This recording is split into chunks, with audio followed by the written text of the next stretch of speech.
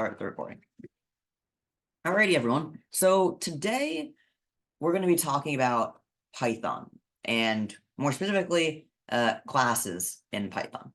So the basic usage of a class is if you are trying to create something that has certain properties, like a bunch of different times. So, for example, let's say I have a car. This is the example I always like to use. So let's say like my car. And let's say that, my car has a bunch of different attributes. So if I ask you for one data structure to store my attributes of a car, what type of data structure would you use? Would you want a dictionary? Yes. So let's make a dictionary, right? So let's say like brand, Toyota, make, what's the type? Camry. We could have like year, like 2024, color, be like red, and let's do like one more thing. We could say like owner, and we could say like me. Okay, great. So that's one car, right? Let's say I wanted to make a second car. Well, we could just copy paste this dictionary, and we could say like, I don't know, your car, and we can make this like a Honda Accord from 1983. Don't know how that's still running. Owned by not me, and this is going to be blue, right? And I mean, we can keep going like this to create a bunch of different cars. But number one, this isn't really effective. Like, we're just creating a bunch of dictionaries. These dictionaries don't look great, number one. Number two, they aren't standardized, right? I could easily, for example, in your car, I could go into this dictionary and like add in a field and then make this like that, you know? This field is not in the first my car. And if I write a function that I need to write a function that deals with my car and your car, it might break with this or something like that. There's no reliable way to standardize the inputs of a dictionary in this way. And this is where classes come in handy. So in Python, or really in any language, a class is basically a way to generalize an object. Let me write this. A way to generalize an object. So what do I mean by that? Well, instead of having a dictionary for car, let's say instead that I had a class called car.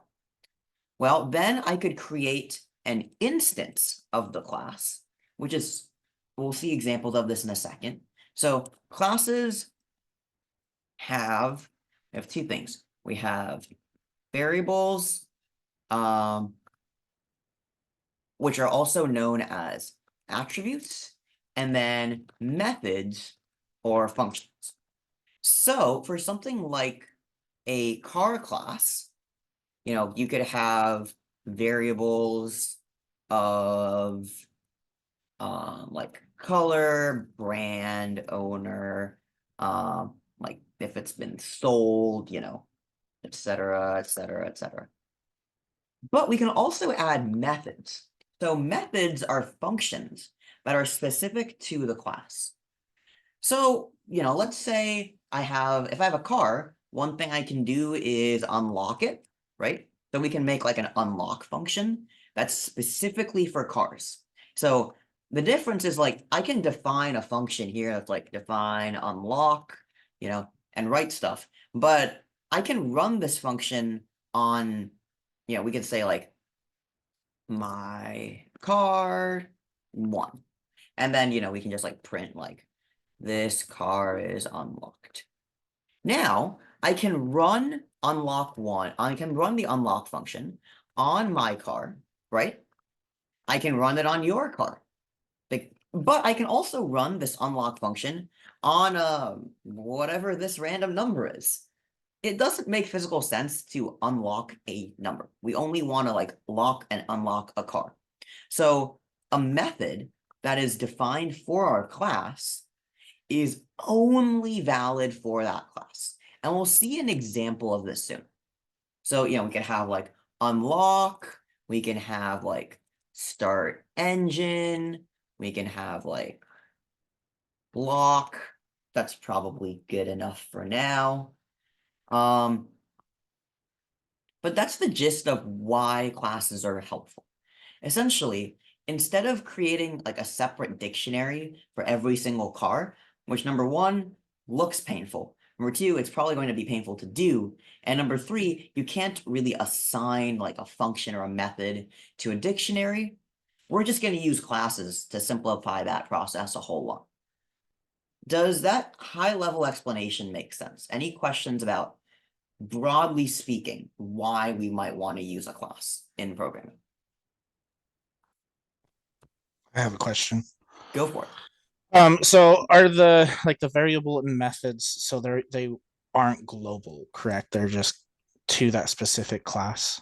Yes, so they're Okay. local to Local. each class Okay, and perfect. to the instance of that class that you create. Thank you. So, for that example of like the car class is going to have variables like color, brand, owner, blah, blah, blah, right? Well, actually here I'm going to switch this. It should be attributes / variables.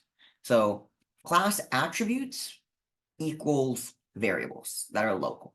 Class methods equals functions that are local. So the car class is going to be defined really broadly. It's like I'm literally saying every car has a color. Every car has a brand. Every car has an owner. And then for the methods, every car can be unlocked. Every car can be started. Every car can be locked, etc. But that's obviously not the same as my car or your car. So what we need to do is take the car class and then instantiate a car object. And that's going to be something like my car, your car, etc. You can think of instantiating as like filling in the blanks of the attributes of a class. So let's see an example of this in practice. I know it can be confusing to just see words. So the way that we define a class in Python is by literally writing class. Simple as that. And this class, because we're dealing with cars, I'm just going to call it the car class. Nice and simple. Okay, so we've defined our class. What can we do with it? Well, we can now define our attributes and let's start with the attributes and we'll go from there. So we can have let's see, we can have like a brand as an attribute. So we'll just set these to blank right now. We can have a make, we can have a year. Oh, year should be like, let's make it like 0. And then we can have like sold is like a boolean. And then we can say like engine or like locked equals true. So these are all attributes of the class. So what I like to do is say like class attributes up here, and then down here do class methods. We'll do examples of methods in a second. But this is essentially how we can define a car. So let's say that, I'm going to say, let's delete all this for now. We don't really need that. Let's say I'm going to define my car, and that's just going to be a brand new car. Right now, we're just going to leave the input blank. So whenever you're trying to create or instantiate an object of the class, we use parentheses, just like a function. And we'll see why in like 2 minutes. So this is my car, right? It's going to be a object of the class car. So what we can do now is, I can print out my car, and let's see what happens if we do this. Let's go here and hit run, and we see now that my car is a type of car object, right? So it's an object that is instantiated from the car class, and it lives at this memory address in my computer. Okay, so let's say that I wanted to, figure out whether or not my car has been sold or not. Well, this is where we use dot notation. So when I hit dot here, we see it's brand, lock, make, sold, year, and then all this other stuff. Don't worry about this other stuff. We're not going to bother about that until later this week. So let's say that I wanted to figure out whether the car is locked. I can print my car.locked, and what this will do is it'll say, all right, hey, my car, what is my car? My car is a type of car. What attributes does car have? Brand, make, year, sold, locked. Oh, hey, locked is an attribute of car, and my car is a type of car. So let me find the value of locked that is applicable to my car. So let's hit run, and we see here that my car is indeed locked. But we can also change the value of an attribute for an instance of the class. So, let's say that I want to unlock the car. So I can just set my car.lock equal to false. Whoop, no, that's not what I wanted to do. And now I can print out my car again, or my car.locked again. So as we see here, it does indeed change my car.locked to false. Now, the difference between doing this for something like a dictionary or a list versus a class is my car.locked does not change the value of locked for the class overall. This is a really important difference.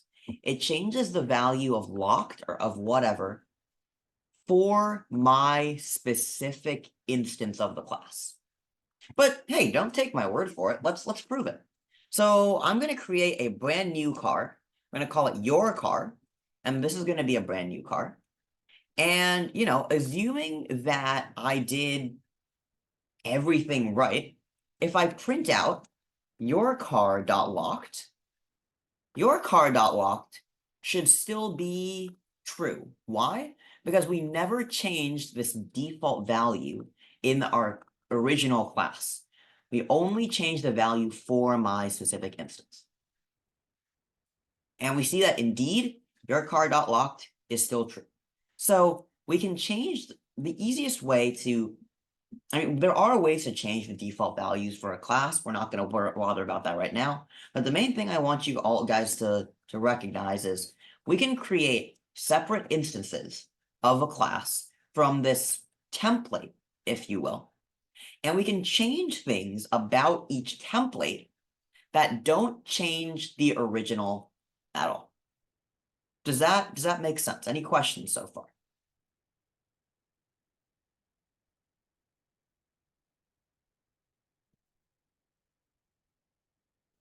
All right, great.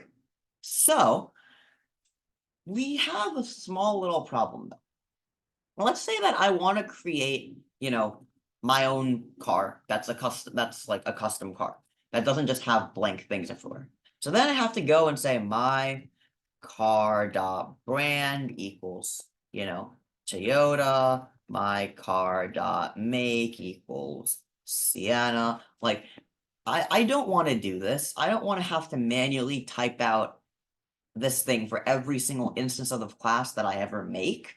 Is there an easier way to do it? And I'm so glad that you guys definitely asked, because yes, there is. And the way that we can do this is using something called an init method. Have you guys ever seen init methods or initialization methods before?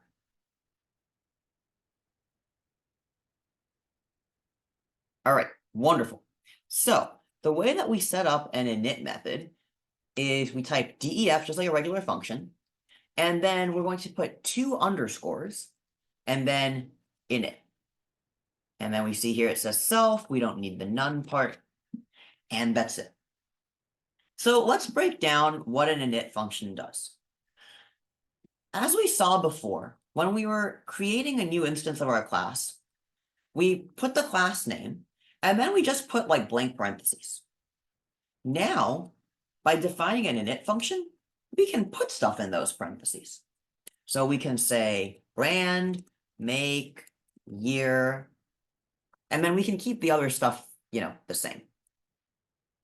Now what I can do is I can say something like self.brand is brand, self.make is make, and self.year is year. Before I show you guys what this does, I want to hear some ideas. What do you think I'm doing in the init function when I write it out like this?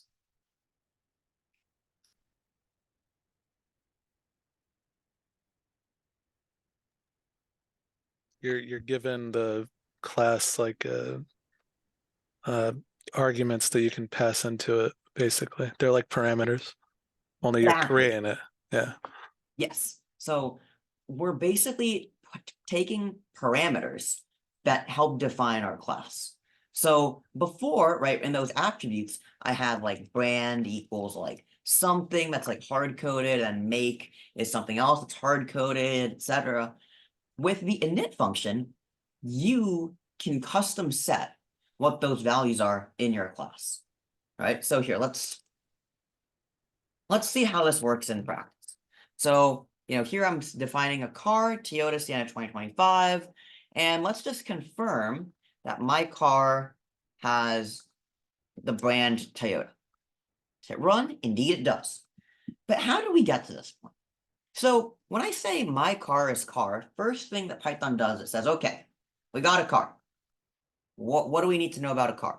It's not been sold, and the car is locked. Okay, great. Then it says, oh, I got a bunch of inputs. The only place that inputs can go when I'm creating a class into an init or initialization method. So self is a keyword in Python, not a variable. Do not use self as a variable. Self is a special keyword that when you're defining a method or a function within a class, self refers to the instance of that class. So, for example, self in this case refers to my car. It doesn't refer to anything else. So that's why we also don't take self in as an input in our initialization command. That's just in there by default. And it takes in a few other things. It takes in, brand. So it's going to say, take Toyota. It says, okay, Toyota is the brand. What am I going to do with that information? Well, now I can set self.brand equals brand. This is the same thing. This line here is the same thing as saying brand equals Toyota. The difference is this line here lets you say brand is Toyota for one instance, brand is Honda for another, brand's a Ferrari for a third, and so on and so forth. But this approach up there only lets you say what the brand is for all cars. So every single car you ever make with this is going to have the brand Toyota if you do it based on what's on line 18. Whereas if you use the method of instantiation, you can change it for each car, which makes it a little bit easier. So the benefit of using you can also, again, use init methods in combination with hard-coded attributes, right? So here, I'm hard defining every single car that I ever create is not going to be sold, and it is going to be locked. The brand doesn't matter, the make doesn't matter, the year doesn't matter. But I can set the brand, I can set the make, and I can set the...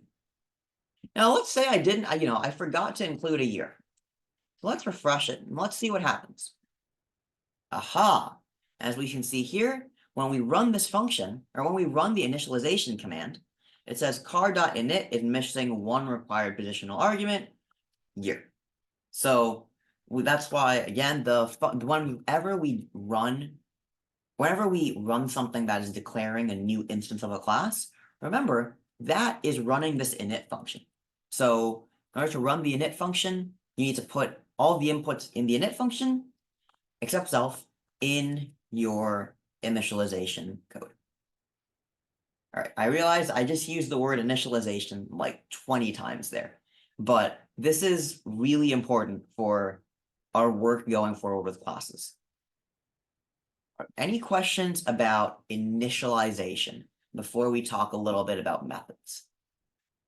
Just I'm confused on self. You said it's like for this instance of the function. What exactly does that mean? Good question. So self is basically saying, I find it's hard to explain it like without using an example. So I'll go back to my car. If I'm creating a new version of, if I'm creating my car equals car, blah, blah, blah, blah, blah, blah, blah. When I say self in here, self refers to my car.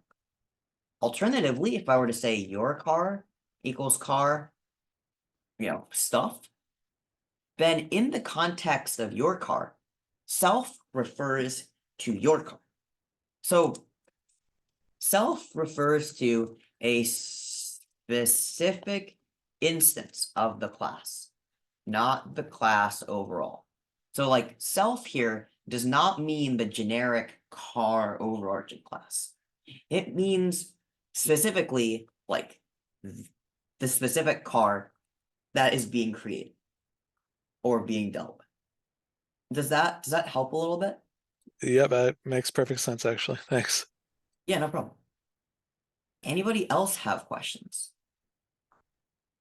Yeah, Hey, oh, my bad. you go ahead, Dylan.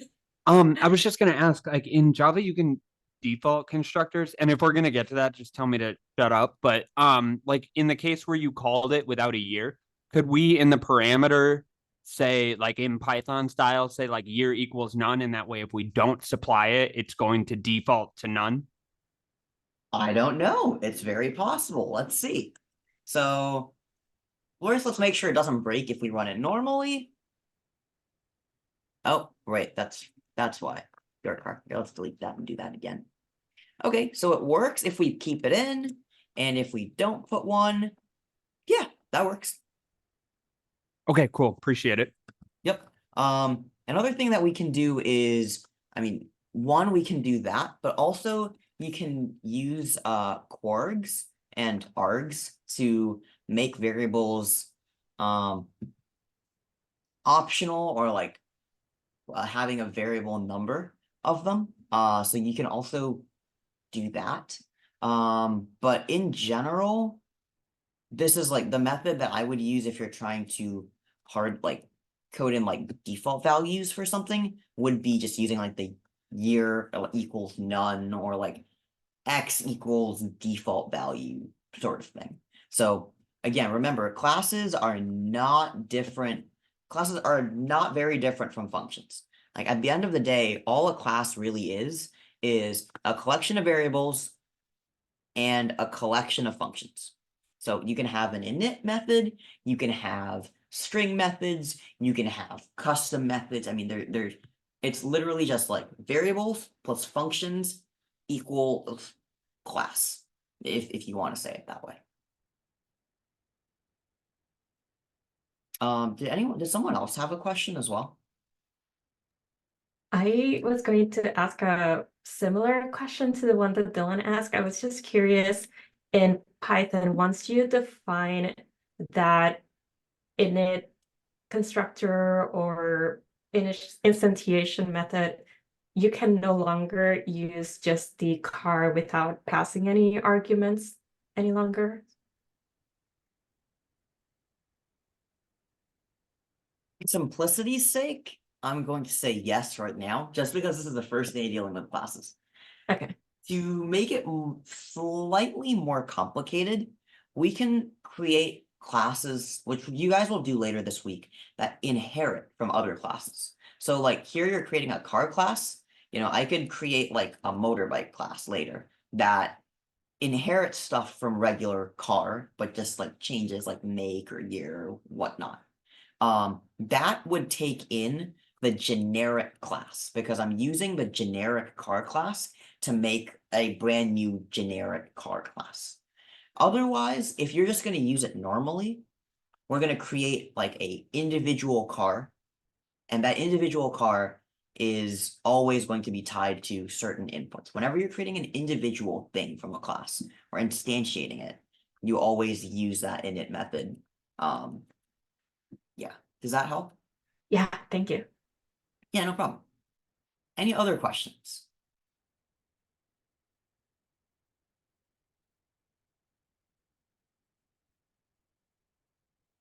Okay, so now I want to do a group example because number one, I don't think lecture should go for only 30 minutes today because that would be a travesty. But also we don't actually have that much content for lecture tonight, but I want to make sure that everything is relatively as clear as possible. Let's see.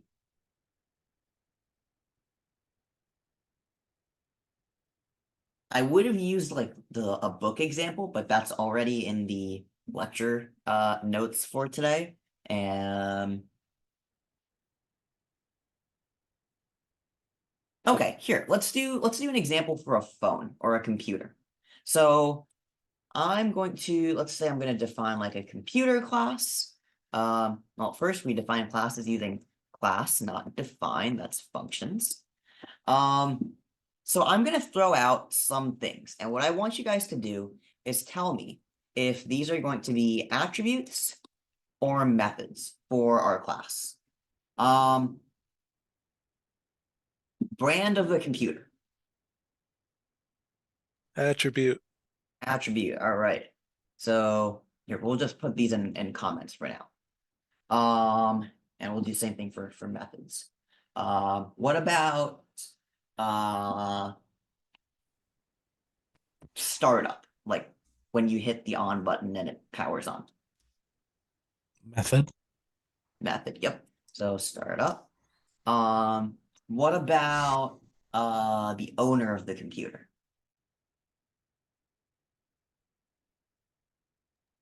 Attribute. All right. What about if we had to change the owner? Method. Okay. Change owner. Let's say amount of RAM.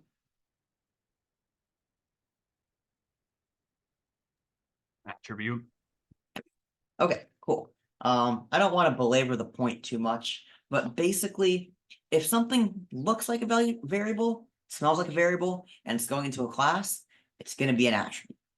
If something looks like you want to make it a function, it's going to be a method. Okay, so we've got our class. Now let's define it. So again, let's say I'm running. Let's say I'm running a computer shop. I have a bunch of computers sitting around that I am fixing for random people and or selling. So we could add in some other variables like fixed or like sold. So let's start off. So again, we're obviously going to have an init function, but let's say I have these 5 characteristics. We've got like the model, we have whoever owned this computer, we have the amount of RAM it has on board, we have whether this computer is fixed or not, and whether this computer has been sold to somebody or not. So first of all, which of these do you think should be like attributes for all computers? And which of them should be attributes for individual computers? So let's also define our init method here. So let's start with the model. Is model something that should be the same for all computers, or that should change depending on which computer I am instantiating or creating? it would change based on the computer. Perfect. So Matt Lausch, where do I put model? Should model go up here or should it go in the init? In the init. Init. All right, cool. So, all right, we put that in the init.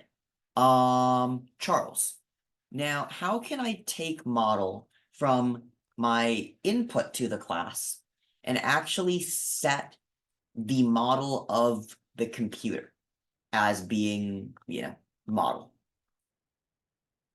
So what you'd need before pass there is you would need a self dot model equals model. Perfect. All right, great. Thank you. And all right, so we've already now owner is kind of obvious. We should do the same thing. Let's do self dot owner is owner. Actually here, we'll just forget the random. Let's do fixed and sold. So how would you guys implement variables for whether a laptop has been fixed or sold or not? Would you guys want those to be like hard coded in and changeable? Would you want those to be user inputs? What do you guys think? There's no right or wrong answer here, by the way. There's multiple ways to do it.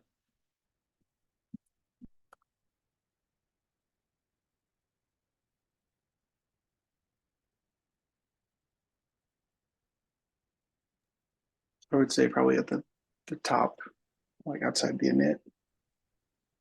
Okay. Let's see. Who have I not heard from today? Sandy, what do you think? Do you agree with Matt's idea for keeping, let's say, fixed and sold outside of the init? I would have put it with the init. Okay. Yeah, so both of these, neither answer is wrong. Both of you guys are correct.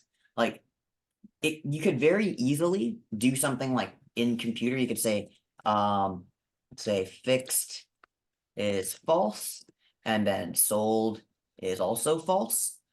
Or what you could do is remove this and then put it inside here and say fixed and then sold and then change those values, right? Now, the other thing that we could do, here we could do self.fixed is fixed, self.sold is sold. Also, oh yeah, one other thing to keep in mind, when you're defining attributes up here, like fixed and sold, we don't put self dot up here. We do not do that outside of a function inside our class. Self is, for our purposes, for right now, big caveat, self is only used inside of a definition of a function inside the class. Otherwise, we don't use it. So, I mean, this is one option. The other option is we can define it, in like fixed and sold like that. The third option, which is intermediary, is something that Dylan alluded to earlier, which is we can just put in default values. And then we can just take these out of here. And they both do, all of these approaches do exactly the same thing. They give you a way to say, hey, in general, fixed and sold are going to be false, but we can change that if we need to.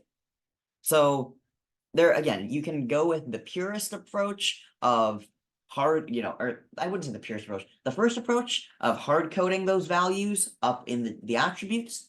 You can go with the approach that Sandy mentioned of defining them within the init statement, or you can combine them and say, hey, we've got some default values for these that can be overridden if you need to. And that's it. It's not, nothing crazy complicated when we have to deal with classes in this way, thankfully. Here, let's see what else we can talk about for now.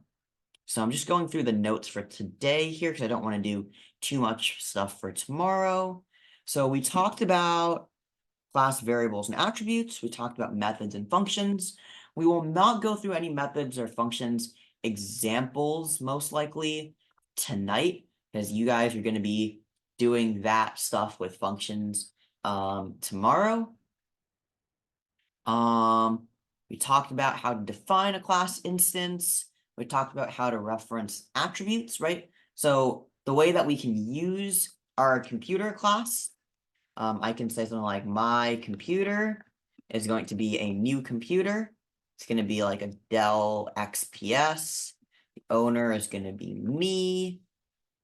And, I can custom set that fixed is true, hypothetically, right? So this is defining my computer. It's not changing the original class whatsoever. And we can print out, let's say that I wanted to figure out who the owner of my computer was. How can I do that? Type my computer dot owner. Yep, so my computer dot owner. If I print that, yep, my name's printed out. So that's basically how we reference a class attribute. Again, we will not be going through function methods today, even though I really wish we could. But okay, if there's extra time at the end, I might be able to give you guys a preview, but only if there's extra time. Talked about initialization. We talked about the init method and what self means for us. That's actually about it for lecture tonight. Very simple intro for classes, but it can be a little confusing. So before we stop the recording, do you guys have any questions, comments, concerns about about any of the stuff we talked about?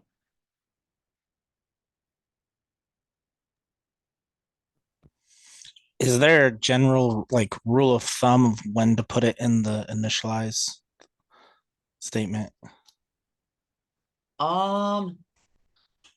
What I would say is usually if it's something that the user is going to change, like for example, model. Model is different for every single computer. If it's something like that where it's going to be different for like every single class instance, I would put it in the init. But otherwise, if it's something that's like a constant, or something that relatively consistent, then I would just do it in here. Like we could say has battery. Most computers have batteries, like 99.9% of computers have batteries. If it doesn't have a battery, that computer doesn't work. So we can put that, as a class attribute that's predefined. But for something again that's like like people change it very frequently, put it in the init statement.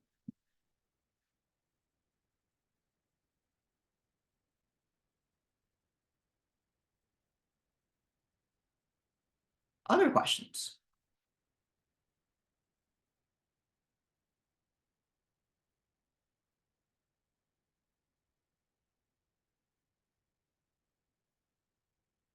Alrighty, so let's go ahead and stop.